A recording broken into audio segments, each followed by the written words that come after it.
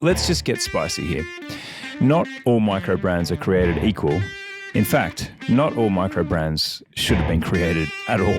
Okay, wait. Saying that, Andrew, I humped your leg. We humped each other's legs. It was mutual. Yeah, it was but it was like humping. you were like Undone can get fucked for quite a few reasons. I was a tiny creator. I was making these videos in the corner of my bedroom. They stole the content from that, removed all of my branding, removed all of my negative comments. they've annoyed all of us in their own way. So it takes a special type of brand. Because mine is Undone, and I'll tell you why. What? Yeah. Oh, fucking hell.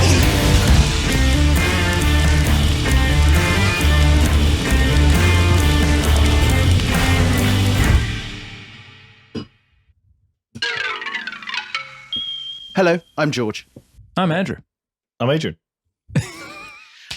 It's about time that we do an independent battle royale, competing to see who is the winner. We're also going to have a few losers in this. So this is the kind There's of... already 2 losers in this.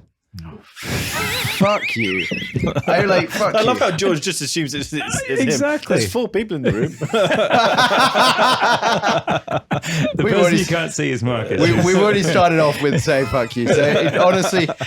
No, look, we have the podcast has a tradition of supporting microbrands and independents. However, let's just get spicy here. Not all microbrands are created equal. In fact, not all microbrands should have been created at all. Okay, wait. There is a word from our sponsor.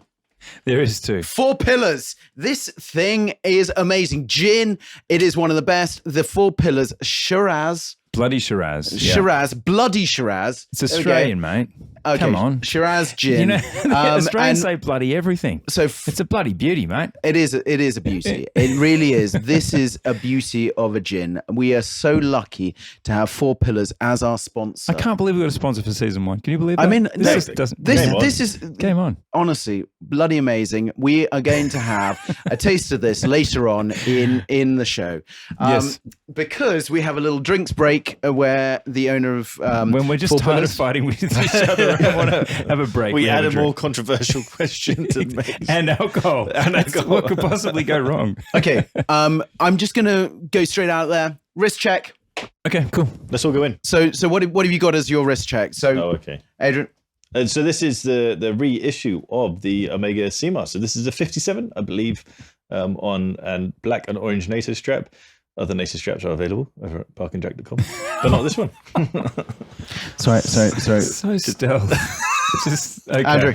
I'm wearing a Zenith. This is the first time he's got it in frame. Yes. I'm like, this is amazing. So what are you wearing? George, it's yours. Why don't you tell the people? I do love it. It's a 21, Zenith Defy 21. El Primero Skeletonized. movement, and the second hand just flies round It's on that. mad. It is the coolest thing. Tenth of a second. It's just It's kind of their offshore thing. Yeah. You know, it's like a beefier, sportier version. I am curious. I'm sort of 21 curious.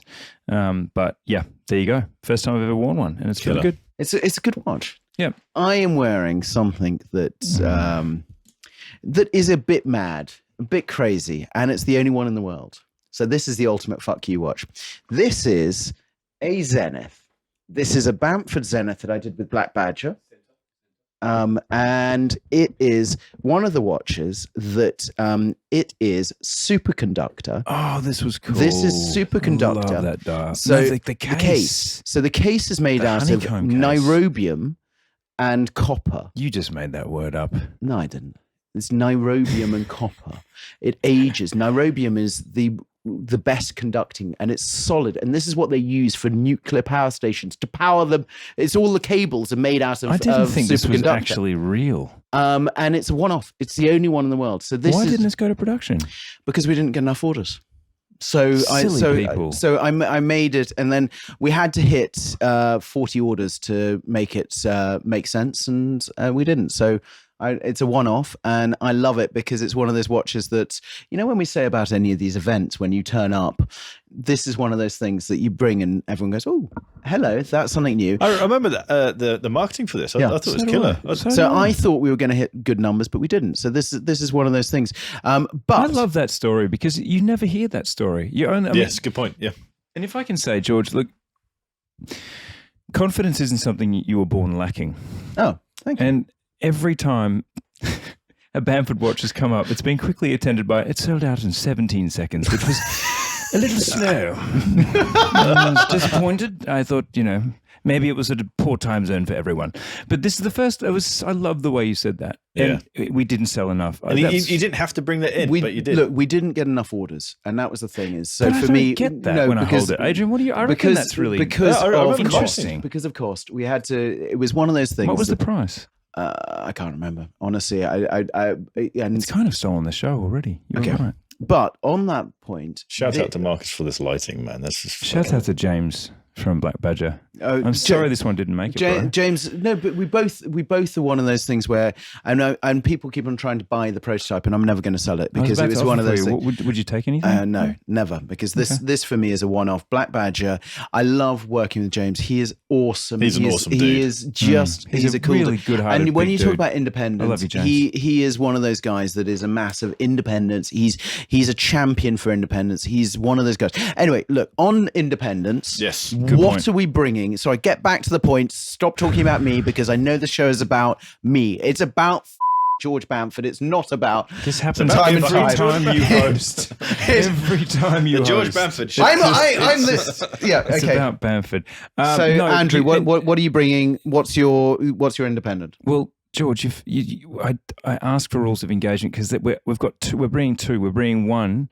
Did I already say that? Oh God, I have. So come on, tell us the rules of engagement. Because which one do we like and which one don't we like? Are we doing the one we like first or the one we don't like? First okay. because it's going to be a shit sandwich. Kind of shit sandwich. It's an open sandwich. Yes. Okay, so I'm choosing. Look, this is an inspirational micro brand because it was started in 2019, and this is a brand called Serico, which takes a lot of codes from that military watch and turns it into something. To what you're wearing. I'm trying. Yeah. Well, look, it. Are you trying to talk? Sorry, shall I just talk over? Why stop now? Okay, come on. Focus. Come on, kids. Play nicely. Okay, I thought it was my turn. So Andrew. So look, the first watch was the WWW waterproof wristwatch or wristwatch waterproof. But look, I just thought that this was an inspirational little turn. It showed that you could just do it. You could come up with some concept around an era of watchmaking and put something together. And again, this is the living the micro brand dream. I really enjoyed that watch. They've since released a California dial. Just behind Serico, and one of our team, they're very small, so they were actually right at the head of that small watch size kind of trend, and I'm behind them. I'll keep doing good things, Serico. What sort of price range are we looking at? It should be there on $1,000 bucks. And they've just got a real style element. The bracelets, they've got their imagery's good. Their whole thing is good. I don't know the brand, and when you said, I thought I would bring something new to the table. It's something that I don't know, and I feel like their bracelet integration looks amazing. We're just seeing on their website right now. If you go to their website, you'll see they're honestly they're getting it right. But you can see on branding wise, I think there is something we can say. There's a lot of love for this, but their bracelet looks good. Their design looks good. It is that retro modern kind of like, yes. It's retro inspired, but it's got a modern case and you can see snippets of Omega here. You can see snippets of early Longines divers. That's the clever thing is that it's one of those things it looks familiar without it actually being familiar. Yes. Things make sense on it. And you can probably say, "Oh, this is similar to that. This is similar to this." But the package, I've seen this before. I didn't know who it was, and I like it. This is cool. What's the quality in the flesh? It's light. It's not a heavy gauge steel, but it's very wearable, and it's just Nick Kenyon from the team wore this watch every day for at least a year, and he's a stylish guy. Yeah, and it just for him it also hit that spot of being noticeable enough for someone to say, "Oh, you're a watch guy," because it was very small for the time, and he's a big guy, and he was one person who wore it very well. Matt Rannick wore it a lot when it was launched. He was a part of the team when they launched it, and again, that sort of fitted the vibe. You're right. Do you remember that? And it suits him as well. It suits him really well. It's very, very on it's brand. It's got a sartorial element. And again, do I know a lot about the brand? Have I gone and researched, or have I gone deep diving on all the elements? I don't need to. Honestly, it's about time you actually read up about a watch. I mean, Jesus Christ! I thought it was a watch channel. I really, I have excuses. I have excuses. I like it. My job is to tell a story about a watch, and to get behind it, because that's what we do. Jack and Barker. Sorry, Adrian. Jack and Barker. What are you bringing to the table? I'm bringing Wiess Watch Company. So this is run by a chap called Cameron Wiess. And they do very good straps, I've heard. Not as good as Bark and Jack. We'll focus it. I mean, you could get that and put a Bark and Jack notice strap on it. I think a field watch there we go. Just works perfectly. Oh, that's just an annoying website as well. But what I love about Welcome this to watchreviewwebsite.com. But what I love about these guys is Cameron Wiess did a podcast. It might still be going, but it's kind of changed format. But the guy who runs this just loves what he does. And when he does his podcast, and not as good as our podcast, but when he does his podcast, he really shows his knowledge of watchmaking, shows his knowledge of materials. And it's amazing to hear someone with that level of geekery beautifully explain why things are made the way they are and how things actually work. And you can see that in the manufacturing of his watches. They are no fuss watches. I mean, there's nothing groundbreaking in what he does. The groundbreaking side is just the purity of how he does things. There's no over finishing on the movement. The movements are basic unitask movements, but there's something about, similar to what we were saying about Baltic. Wait. I love those screws. We're just looking at the case back at the moment. It's just a very clever, just attention to detail, even on the case back. He's gone in, and instead of just doing a regular circular case back, he's done a screw-in case back, but it's not a screw-in how you'd think. There's 4 screws on each corner. It is an annoying freaking website. Come on, Ken.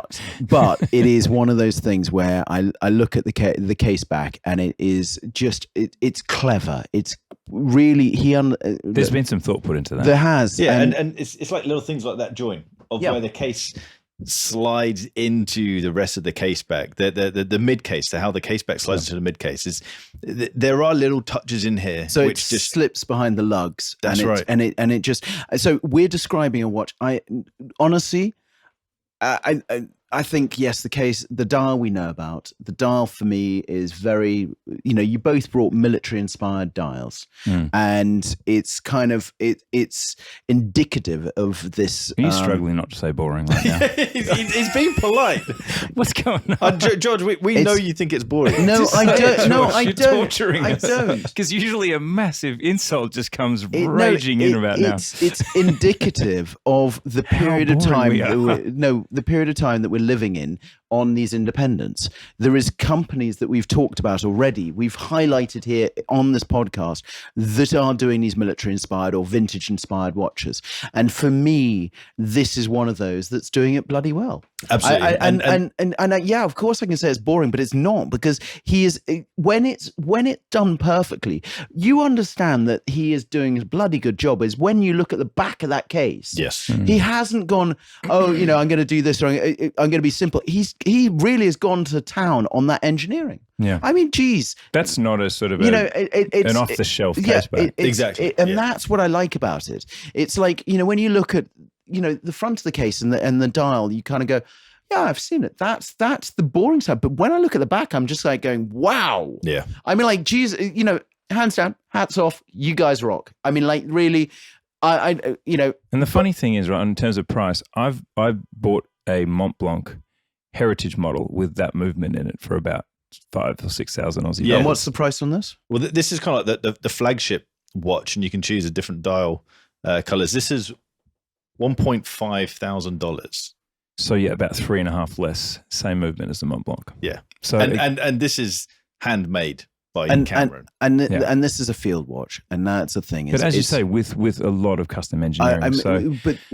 And also, it's great. It's a really good website. Yeah. I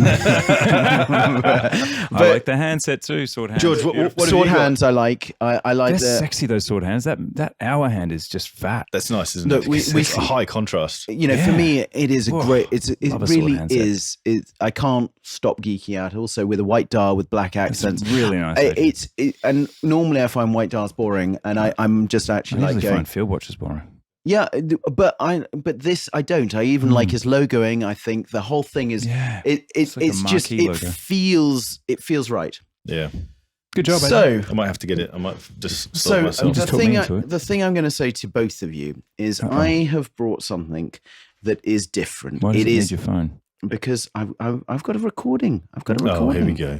So, here I go. I'm just proving that I have friends in high places or low places. I don't know which one to say. I think you're the friend in the high place. Everyone else is below you. Oh, no way.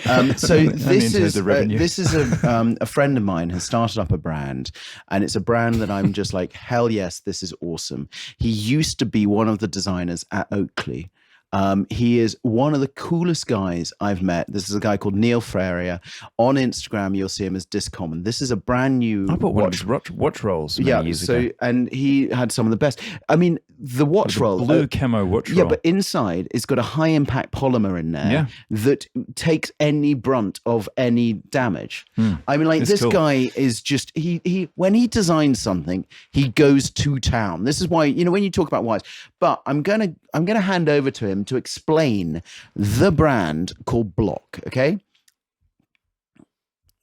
Hey George, Block Watch Company was started for two main reasons. First of all, there's just far too much disposable crap in the kids' world, and we wanted to make something legitimate, seriously fun, and extremely well made. And the second reason is that kids don't understand, they don't have a hold of the passage of time. And time passing and time being used well is very important for a kid whilst they're growing up. For them to understand how long things take is for them to be able to get a sense of calm and an understanding of daily life in general.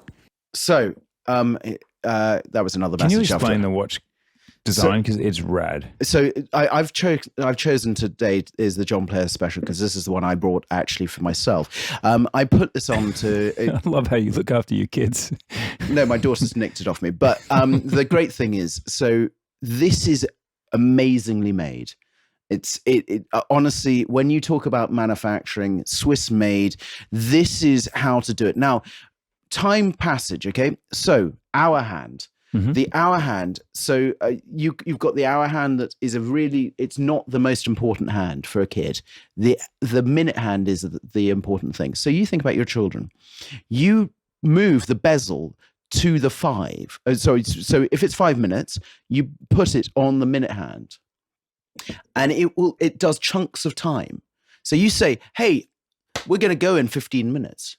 The kid turns it round to 15 minutes. That. Now, for me, simple and it's awesome. such a great idea. But also, the other thing that's great is the 12 is off, the 1 is off. So it's not where you would normally think, because it's the hour of 12, it's the hour of 1, it's the hour of 2. So this whole section is 12. It isn't just this part. It's not. So it's the time, and he's just thought. That is but also brilliant. Doing it demonstrated. Now, this is one of the cleverest things. Kids are going to bash around in their watch. I've been watching my daughter playing around with this watch. Putting it there makes so much sense. Also, that he's done this.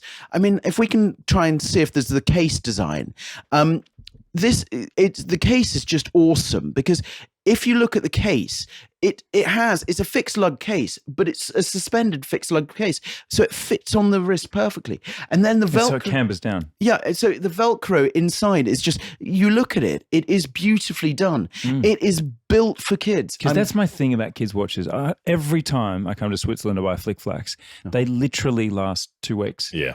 Well, they are junk. So this has survived my kids. It comes in the coolest colors. This John Player Special black and gold survived my kids. Yeah, but the black and gold is amazing. The other colors, I honestly, if any of my godchildren or anyone's listening, this is what you're getting for Christmas, because honestly, Neil has knocked it out of the park. This is, if I did a watch brand for kids, I would want to do this. And that is a big saying. He is someone that I totally respect. Yes, he's from Scotland, so that's kind of something that I maybe respect, maybe not respect. But who would live in Scotland? But I'm Scottish, by the way, so you're fucked if you take us both on. Exactly. That's why I'm just saying that. This is a great shout, man. Well done. But this is an independent and done well, and it's done with respect. And you know what? It respects kids too, because that marketing does not infantilize and speak down to kids. That's really the imagery, everything is done, but cool. The idea of time and using a bezel in a functional way that my kid, that's absolutely it's brilliant. Genius. How many times in a day do you say to your kids, "I'll be 5 minutes"? No, you've got 5 minutes. Go brush your teeth. But I will say to you, is it screws me. It totally screws you. You don't want to be held to account. Oh no! You are held to account. So you go. We're going to be going in 10 minutes, and then you're looking at your phone doing Instagram or something, and they're like, going, "Yeah, it's time to go," and I'm like, going, "Bloody hell!" I used to be able to make that up. Okay, because we've got 6 kids between us. On that note, because I think it's time to take a break, not a 5-minute break, but a break. I think 4 Pillars bloody Shiraz gin is up for a taste. And so honestly, this is kind of one of those things that I'm so happy at tasting. And I will, do you know, every time we do that, it just sounds so cool. This is bloody good. Now, what this is, so this is gin made in Australia, in Hillsville, just outside of Melbourne. In Scotland. Why, every single time? That joke is just, it's never going to be funny. But you just keep trying. It's almost like Valiant. It's the only, to my knowledge, this is a drinking gin. So it's been steeped through Shiraz grapes, which gives it a totally, you said it tastes sweet and rich. And what did you say? No, but you describing it as a drinking gin makes sense. The other gins I can drink on their own, but you can imagine something going through it, a mixer. Yeah. Whereas this is, it's something full flavor. You finish the night with. It's nice on ice. It's nice on its own. Okay. Question from Matt. So 4 Pillars. Matt is an absolute watch freak lover, like all of us, and he has come up with some hardcore questions. WhatsApp to me some questions, and we just read one out each time, and they are bloody hard. Single word answers. Yep. Is there any point to releasing new watches from a brand that no one can buy? Go. No. Yes. I wish we could expand. I want to expand this. Okay. The rules of the game are we only get 1-word answers. That's clearly an episode for us to do later. So now I want to know the brands that annoy you. Because independents and micro independent brands, there is a few that kind of go, oh, that's off the shelf stuff from somewhere, and you feel like it's. I think Microbrands can be easily categorized as 2 things: a passion project or a money grab. Yeah, actually, and you're totally right. Yeah, everything that we've spoken about today sounds like a passion project. Yeah. I'm blown away by these block watches. I've seen them before, but I didn't quite get it. And now that you've put context to it, it's like, yes, that is brilliant. Of course, these guys are making money. That's what business is all about. Well, I hope they are. Off the back of a great idea. Yeah, exactly. Off the back of a great idea, as opposed to someone sitting there thinking, I've got a cushy job where I'm earning a fuck ton of money. I want more money. Or I've got some Singapore PE. Let's go. Yeah, exactly. Let's make some more money. But you know what I think about something like Block, and what I like about Block is he cares about the watch. When he showed me the watch, and this was a while ago, I was just like, damn. And the other thing is, I put it up on my social media because he's a mate, but it's also because I got one of the watches and I went, the packaging's perfect, all recycled, all be how I would design packaging. He's also one of my people that whenever I do a design that I kind of want to question some things, he comes back to it. And I know that we're not talking about, we were going to go on to bad things, but why I want to talk about him is because he's one of those that I put it up to a social media and I got 20 or 30 people saying, I've just brought one of your kids' watches. And I went, no, it's not my watch. I'm just promoting, a friend of mine's brand. I freaking love it. And anyway, then I was at the airport and I was coming onto a flight. I was in the Maldives. Of course, I was on a wonderful thing. And this client, a friend of mine, basically turned up and his kid was wearing the John Player Special block, and he just went, and the kid just said, "This is the coolest birthday present I've ever had." They should be stocked at the airport instead of Flick Flacks. Yeah, 100%. Yeah, because I would buy one on the way home. Okay, cool. We've talked about things we love. Okay, Adrian, over to you. Oh, right. I'm going to you on negative because I think that you and I never agree to things. So I would just want to see, it's about fucking time to listen to something negative out of you. So I'm not sure there's been anything positive. You've been very positive this episode. Let's change that time. I'm in a good mood. Was. Wait. Sorry. This Shiraz 4 pillars. Oh, it's going down. Sorry, I know we had a drinks break, but Jesus Christ, that one's tastes so drinkable. It is, and it smells. Anyway, stop it. Move on. Right, so I'm bringing to the table Undone. Undone can get fucked for quite a few reasons. One, because they jump on every single hype train painfully quickly, and that really pisses me off because it highlights how much of a money grab they are. But they can also get fucked because I did a video. They lent me a watch. Correction. They gave me 2 watches. There was one watch that they launched and I didn't want it, and I said, I'll make a video about it if I can get hands on with this other watch. Made these videos and they stole the content and used it as a marketing campaign. And that is so fucked up on so many levels. One, I was a tiny creator and had no money to make. I was making these videos in the corner of my bedroom. They stole the content from that, removed all of my branding, removed all of my negative comments, and then used that as a marketing campaign for both Facebook and Instagram. So they had the agreement to pay Facebook, a multi-billion-dollar company, but then stole from the little guy. And they denied everything. I invoiced them. I said, cool, you're going to use this? I'm going to invoice you for an advert. So I invoiced them, heard nothing back. And they said, no, sorry, I did hear something back. But that kind of made me think they should fuck off even more. They came back and said, Adrian, look, we can't pay you for what's happened because it's done, it's gone. We can't back pay you, which is full of shit. They said, but what we can do is we can agree to do advertising in the future. So, no, sorry. What you're doing is you're paying for something else and completely ignoring the fact that you've stolen from me. So my end point with this is they are stealing other people's designs, or rather taking heavy inspiration from other people's designs, flogging a very cheap watch for 250 quid. And this is why I like the Moon Swatch, is that is a legitimate partnership between an expensive brand and an affordable brand, creating a product that you can debate what it is, but it's a legitimate connection. These guys have no legitimate connection to the watches that they're reinterpreting. So yeah, I really get fucked.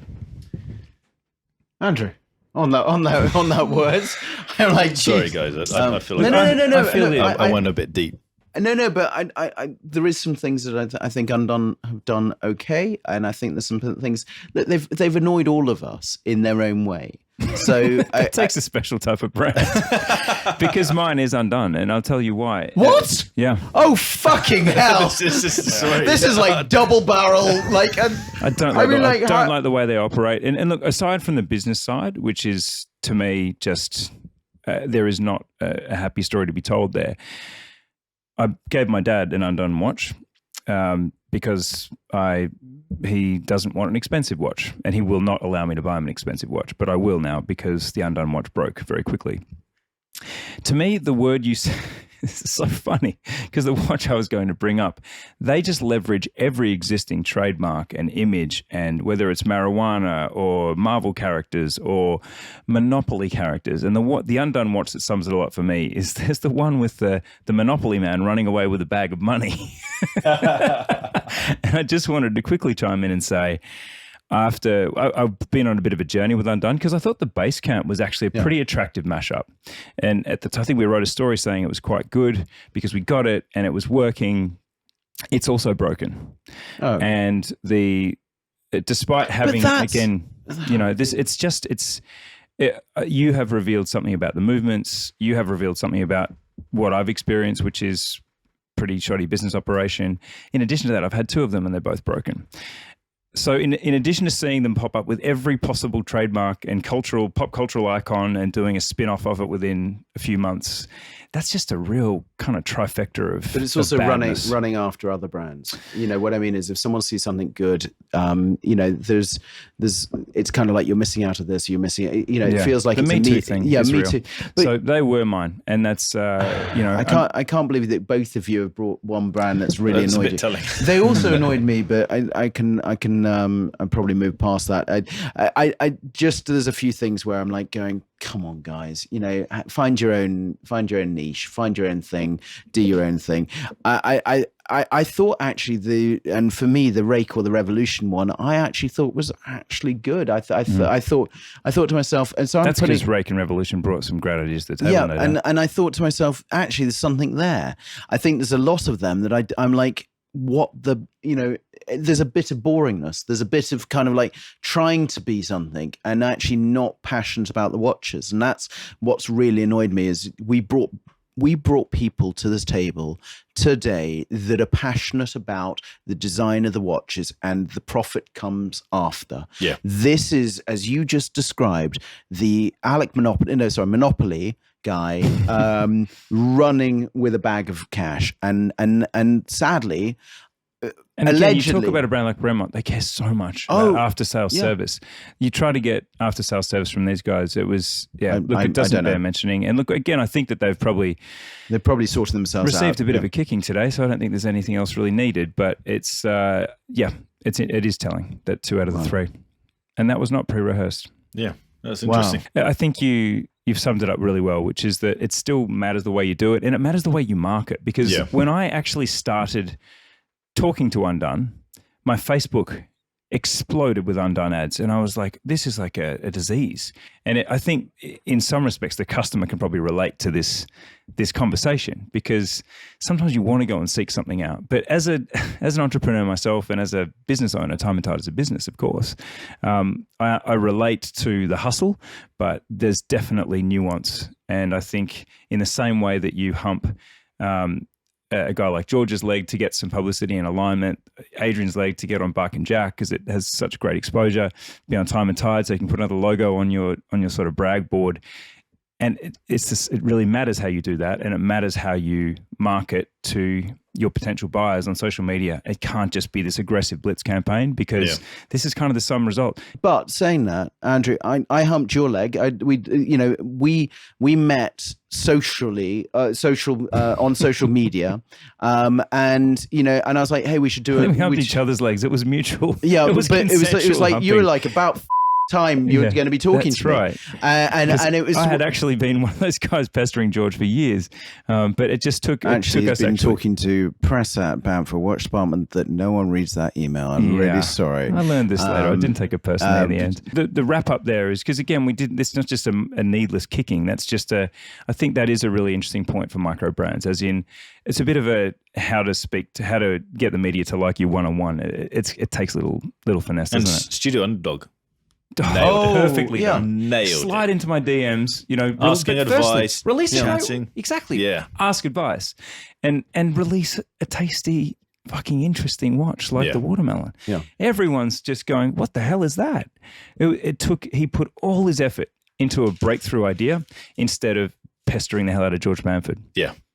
Okay, perfect. So now can I segue into, because you know that it's coming to an end, is bog off. Oh no, so bring your own independence. Is there another one? Even in the Battle Royale, we're doing another one.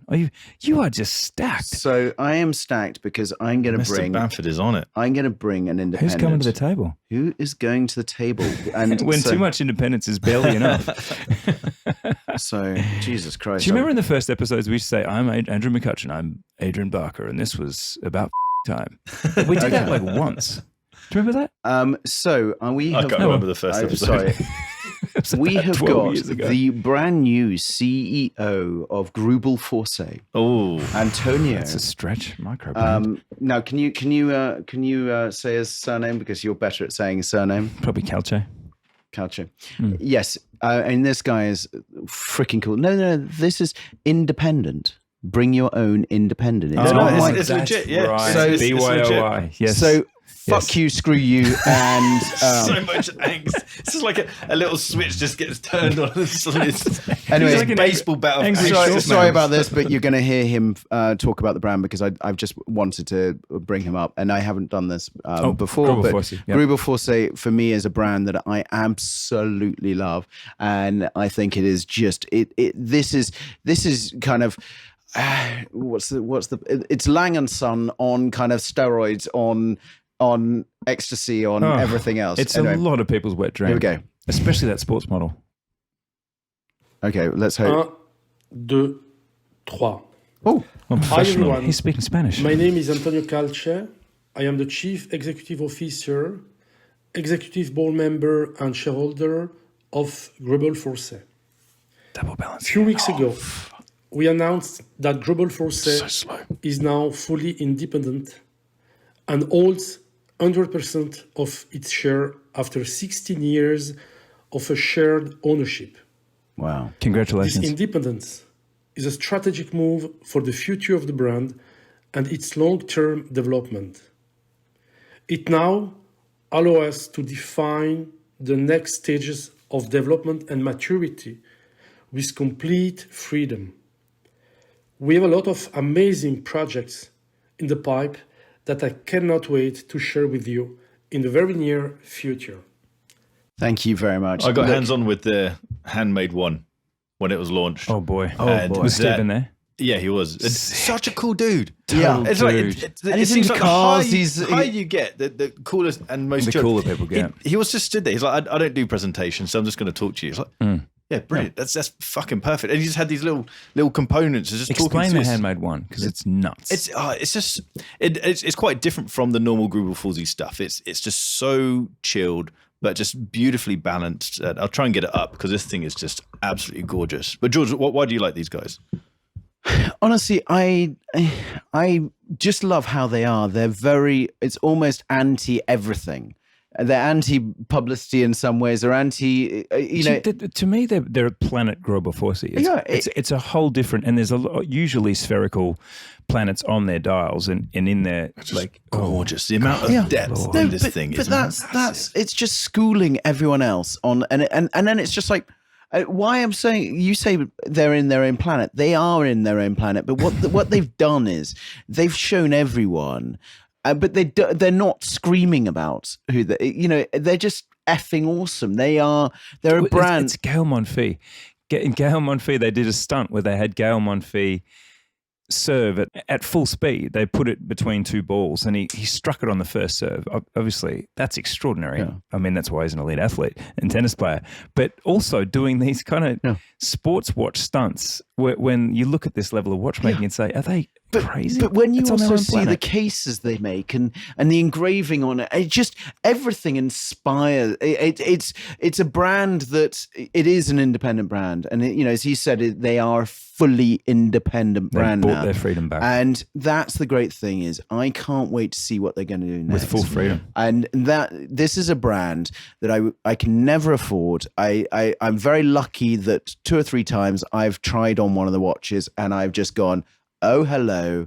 This is when if I see someone wearing one of these watches, they freaking know about watches. It's God tier. So. Yes. So, and the beauty is you've picked that one out, but then you compare that with the new sports model. Yeah. And there's actual diversity. That's the double balance here. And that is a very few brands that kind of like their website. This scarce few can do really diverse styles. You know, they tend to have a flavor, whereas this is... It's just cool. Just cool. It's one of those brands. I'm just like, yeah, this is damn cool. So on that note, on that great bombshell, I win. No, on that bombshell, you win every episode you host. It's just something we've come to know and love. It's about time we finish. Yeah. Thank you so much, everyone, for listening to this and watching us on YouTube. I'm George. I'm out. I'm Andrew. I'm also out. I'm Adrian, and I'll get out. Bye. Goodbye, George. Guys, that is season 1 done. Completed. I'll be honest with you, season 1 was a bit of a pilot. We didn't know how this thing was going to pan out. We had this idea, we had a whole load of cameras, and we had a room. Bundled into this room for 2 days, shot 8 episodes, and we absolutely loved it. I know we get at each other, we wind each other up, we troll each other, but the whole thing really was enjoyable. And the interaction with you guys was massively enjoyable. Hearing your stories, hearing your counter opinions to our opinions, all of that has been awesome. And so we're going to be coming back with season 2, but we need to shoot it. We're shooting season 2 next month. It'll probably go live in about a month and a half, and that's where you guys come in right now. We need your support to keep this thing going, so please hit that subscribe button down there and the little bell icon right next to it. That way you're going to be notified when we launch season 2. You can also support by dropping a little review. Drop a comment down and let us know any feedback. But if you're listening on a podcast app, then do just drop a little review on that podcast app and rate what we're doing. If you want to get some merch, then we'll think you are amazing. Just jump over to abouteffingtime.net. You can find some t-shirts over there. You can find some awesome sticker packs and the main one. Thanks for watching. We'll see you soon.